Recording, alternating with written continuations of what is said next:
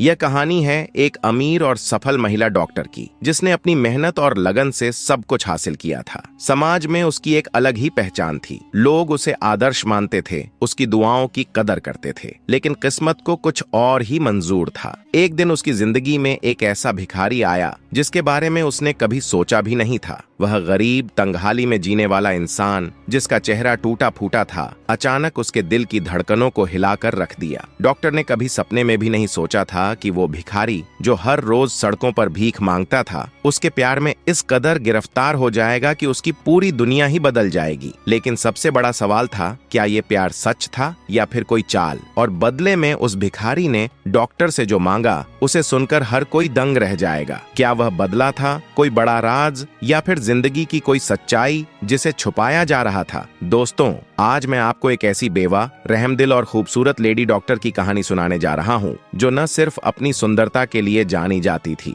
बल्कि अपने दिल की दरिया दिली और इंसानियत की मिसाल के लिए भी मशहूर थी। वो बेहद दयालु थी, गरीबों पर रहम खाती और हर किसी की मदद के लिए हमेशा तैयार रहती। उसने अपनी बस्ती में खुलेआम ऐलान कर रखा था कि अगर कोई गरीब मुझसे कुछ भी मांगेगा तो मैं कभी इनकार नहीं करूंगी। उसकी यह बात पूरी बस्ती में फैल गई थी। लोग कहते थे कि जो भी उस डॉक्टर से कुछ मांगता, वो कभी खाली हाथ नहीं लौटता। कोई कपड़े मांगता तो देती, कोई पैसे मांगता तो देती, किसी को जूते चाहिए होते तो वो भी दे देती। मतलब जो बन पड़े, मदद जरूर करती थी। लेकिन फिर एक दिन ऐसा हुआ जिसने उसकी जिंदगी को झकझोर कर रख दिया। एक फकीर जो रोज आकर पैसे लिया करता था, धीरे धीरे उसकी नीयत बदलने लगी। उसे यकीन था कि ये लेडी डॉक्टर किसी को मना नहीं करती, और उसने एक दिन ऐसी चीज मांग ली जिसे सुनकर डॉक्टर साहिबा हक्का बक्का रह गईं। दिल के हाथों मजबूर होकर वो इनकार भी न कर सकीं। और यही वो मोड़ था जब फकीर ने उस मासूमियत और सखावत का गलत फायदा उठाया और वो सब कुछ हासिल कर लिया